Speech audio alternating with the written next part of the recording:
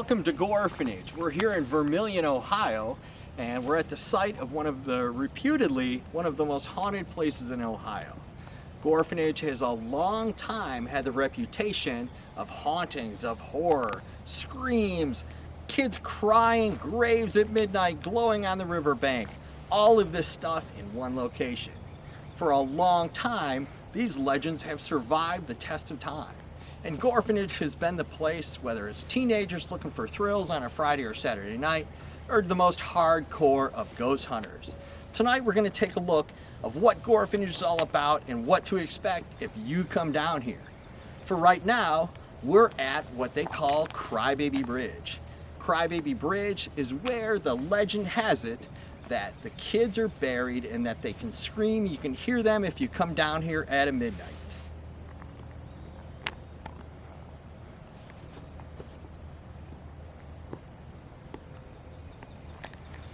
The bridge is only one part of the equation, and we're going to talk a little bit tonight about the myths, the legends, and everything involved in Gore Orphanage.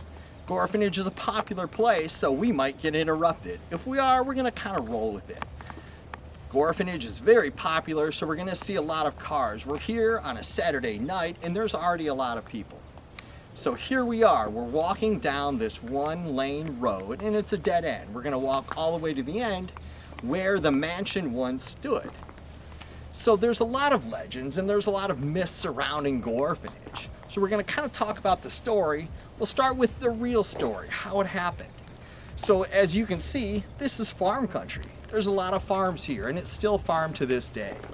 Corn, soybeans, wheat, all these crops make up a part of what is farmed here.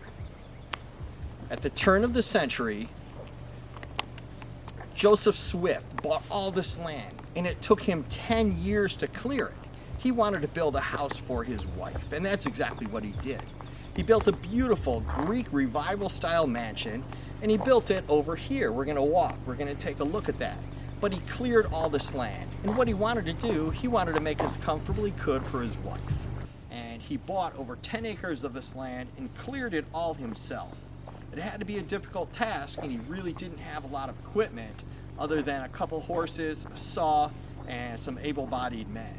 So what he did is he cleared all this land, and he developed it for farming. And he built a mansion, what was called Rosedale. And Rosedale was a Greek revival-style mansion, and it kind of stood out here in farm country here in northern Ohio. Not a lot of people had Greek revival-style mansions in those days, and some of the farmers kind of didn't know what to make of it. Other people did visit it just to see this beautiful, luxurious mansion, which was somewhat stood out here in farm country. Well, life was okay until they lost all their money in a railroad stock speculation, and they were forced to sell this beautiful mansion that had took so long to build. So they sold it, and they sold it to the Wilbur family. Now, the Wilbur family was a little bit different, and they didn't have the ambition that the Swift family, but what they did do, they were called spiritualists. Spiritualism was not unusual in those days because people didn't understand what happened when you die. Similar to we still don't understand what happens when we die now. There was some speculation and rumors among the community that they were communicating with the dead, and somehow the devil was involved. None of this was probably true, but it created some weird speculation and rumor throughout the community.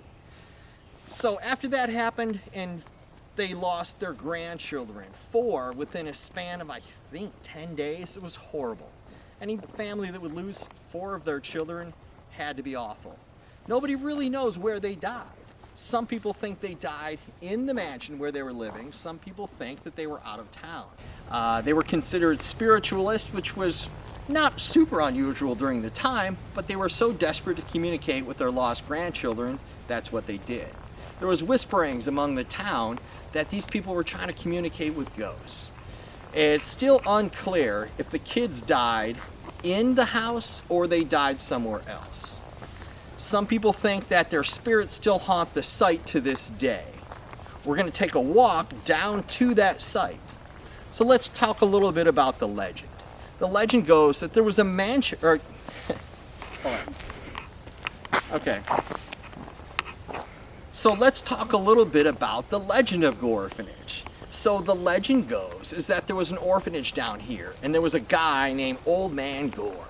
And Old Man Gore had this orphanage, and there's some different variations of the story. One story goes that he was a money-hungry guy, and he would take all of the orphans' money, lock them up in the orphanage, and somehow the orphanage caught on fire, burned to the ground, killed everybody inside. And if you come down here on a Saturday night, so the legend goes is that if you come down here at midnight, you can hear the kids screaming from the bridge. You can hear their cries. So we're going to take a look at that. We will be down here at midnight to see if we can hear kids screaming. The road we're walking down is a one-way road, and it's now owned by the Metro Parks. These are all farmers' fields, and we're going to walk directly to the mansion site. Now the truth is distinctly different. There was a mansion, and the Swift family really did build it. It was called Rosedale, and it was cool. It was this big mansion, and it was really neat. The Wilburs did move in, and their kids probably did pass away. They're buried in a local cemetery, which we're going to take a look at. That's the legend. After that, the Sprunger family of Indiana bought it. The Sprungers were different. They had an orphanage in Indiana. They came here and opened their own orphanage. That's how the rumor got started. But what's distinctly different about this story is that none of the kids died. In fact, the orphanage itself is on top of the hill we'll take a look at, and it wasn't down here, contrary to popular belief. So this orphanage opens up. The mansion burns to the ground at the turn of the century. However, nobody was in there, nobody got hurt, there were no kids crying. None of that is true. But the legend remains to this day. The legend survived over 100 years, which is crazy. So this singular legend has existed all this time. In fact, people thought they saw a ghost shortly after the mansion burned down. People have been coming here for all that time. We're going there to take a look at the mansion site. There's not a lot left, but the foundation is still there, as well as some of the blocks that were around the area. We're going to take a look at that. Now, the orphanage was not good. The orphanage was pretty rough, and some of the kids even tried to escape. And they would try to escape by walking to the river, walking at night in the river all the way to the city of Vermilion. It had to be a pretty scary thing for a kid to leave in the middle of the night and do it himself. Now, the conditions were said to be rough, that there were rats, they were fed horrible food, cow's lung is often mentioned, and that doesn't sound very appetizing. Well, after a while, the authorities became involved, and they took a look at the orphanage and they said, well, wait a minute, this isn't too good. So once they put the spotlight on them, there was a lot of increased pressure to do something about this orphanage. Mr. Sprunger passed away shortly after that. Mrs. Sprunger tried to keep the orphanage alive, but she just couldn't do it, and the orphanage shut down. The property changed hands a number of times throughout the years. Currently, the Metro Parks own the site where the mansion once stood. The orphanage sites are now in private hands. There was a boys' orphanage and a girls' orphanage. The girls' orphanage has long been since torn down, but the boys' orphanage, there's a house that sits on the exact foundation where the boys' orphanage once stood. That's it. That's the legend. That's the truth of the matter. There was no orphanage that burned to the ground. Nothing like that happened. But that doesn't mean weird stuff doesn't happen. In fact, weird stuff does happen here. Throughout recorded history, people have been coming down here to kind of scare themselves and challenge themselves a little bit and find out if they have what it takes. So let's talk a little about, if you want to come down here, what's going to happen. The first thing we should stop and take a look at is this road. So this road is a one-lane road. We're going to take a look and we're going to go straight down there. Bear that in mind. Also, this is Metro Parks property, the place that we're going to go to. The Metro Parks property, it closes at dusk. If you choose to come down here, it's important to follow the park rules. This place is actively pursued by not only the Metro Parks Rangers, but sheriff's deputies and police routinely come down here at night. So don't think you can come down here and just do anything. You can't. And it's important to be respectful of the Metro Parks rules. Having said all that, it's a cool place. You never know what you're going to see. So walking down this road, some of the stories I heard growing up was that a boy and a girl came down here in a car and they were parking here and they were going to go for a walk. So as they go for a walk, the young lady becomes scared and she wants her and the guy to go back to the car. So they hustle back to the car, they get in the car. No sooner they get in the car, put the key in, they hear drip, drip, drip on the windshield. And what happens? It's blood, it's not rain. And they look up and there's a young boy hanging from the tree, bleeding. Somehow he's an orphan. I don't know why people bleed when they hang, but that's the story. Another story that you've heard is, hold on, let's make sure you've heard. Okay, ready? Yep.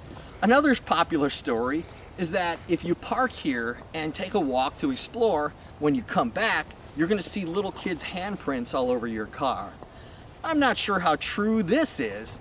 In fact, one of the rangers that used to live not far more or less admitted that he would go and put kids' handprints on your car.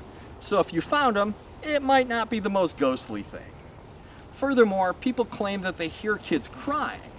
There's a highway not far from here and you can kind of hear the road noise and it becomes a low drone, and I can kind of hear it now and maybe you can hear it on the video. You can hear this noise. It's not haunted, it's not scary. It's just the sound of cars.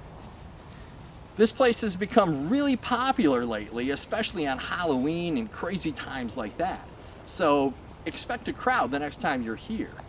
We're gonna go take a look at the orphanage site and as well as the mansion sites. And we're gonna talk a little bit about what we've heard and what we've learned.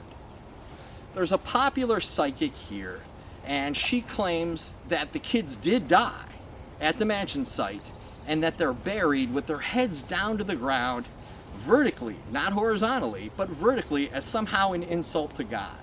That the Wilbur families, they were actually devil worshippers. Now there's this dark energy that surrounds the place, including the bridge where we were just at. Psychic Sonia is the person who claims that there's a dark force or a dark energy that guards the bridge. It tends to be a headless person and it walks back and forth as something of a protector or guardian of the bridge. And if you're foolish enough to challenge this, you're going to have to face whatever consequences that this dark shadow is going to. I screwed that up. Okay. Okay. So if you do cross the bridge and encounter this dark energy, unfortunately, you might be on the receiving end of something really weird and something creepy. So we're almost down to the end of the road and we're gonna take a look at that. Lots of people have been here with ghost hunting equipment, set this up, and kind of have seen and experienced all sorts of things. One of the legends is that the force and the energy is so dark here, some of the neighbors in the surrounding area have had to have their houses cleansed just because of this residual energy that seems to be impacting us. We're going to take a look at the site now and we're going to see what happens. So let's talk a little bit more about some of the legends.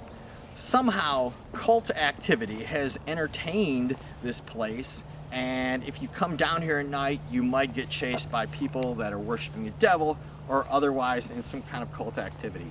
I've never experienced anything like that. Your results may differ, but that's just part of the legend.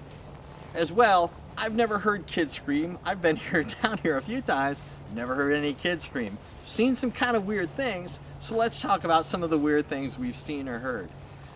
It's not unusual to hear kind of strange noises coming from the woods. Not long ago, we heard something crashing through the woods, abruptly starting and abruptly stopping. We turned the flashlights, nothing there. It was just kind of strange. It was like somebody crashing through the woods. As well, there are local legends about Bigfoot and the ghost of Peasley Road, which is some kind of a Sasquatch, Yeti kind of hybrid monster. You never know what you're going to experience down here. Some of the other things that we've heard and seen is a dark figure by the river. This was kind of weird that I personally have experienced myself. As well, there's other noises that you're going to hear, including a metal clang down by the bridge. We're going to go back there and take a look at that here in a little bit. People claim that they've taken pictures in the trees, and if you look at the pictures, you can either see orbs or children popping their heads out from behind these trees. All of this is really, really kind of strange and creepy. People have taken some of their ghost hunting equipment and have really kind of crazy results from it. It's really unusual and really strange. Please bear in mind though that again, this is Metro Parks property and a ranger does live here on site. So be polite, be respectful, and have fun. Part of the legend is that there's also a pillar at Gore Orphanage. And the pillar was really nothing more than a post, and if you look at pictures about Gore Orphanage, you can see it. But because it's a link to the past, people think somehow it's haunted or somehow it has energy as well. It's kind of a part of Gore Orphanage and really just kind of part of the story. So that part's important, and we're going to take a look at that too. This is a field, it's a farmer's field, and you're kind of in the woods. So you're going to see deer, you're going to see bugs, you're going to hear weird things. There's lots of things going on. As well as, Gore Orphanage is really a popular spot on the weekend, so don't be surprised if you encounter some other people that are just absolutely as crazy as you are to come down here on a weekend night. It's not unusual to start to see some of these same crazy people. Be respectful and have a good time. So we're almost at the mansion site now. We'll take a look. So if you look over here, this would have been the front yard of the mansion. Kind of cool. So as we walk toward it, I'll show you what I mean. Okay, so I'm gonna walk backwards here just for a little bit. And the road that we're on used to go down into the valley and come back up. And again, the rumor was that police radios wouldn't work down here, and the police were afraid to come down here. Back in the 1970s, this was kind of a crazy place. And it wasn't all that unusual for people to be lighting off fireworks or shooting guns or just kind of causing trouble, which is not a good thing. And beer drinking was always going on down here, but it's different. The Metro Parks own it, and so things have changed and it's quite a bit cleaned up. But that doesn't mean it's not haunted. In fact, there's still a lot of weird things going on. On any given day, somebody might leave an object down here. We've seen school desks, we've seen dolls, we've seen balls for the kids to play with, and it all might be a link to the past. So as we approach the site, we're gonna listen, and we're gonna hear the sound of the highway and see if that impacts any of what we're gonna experience here tonight. So as you walk down the road, we were at the bridge, now we're going to the site where the mansion used to be. Come on, let's check it out.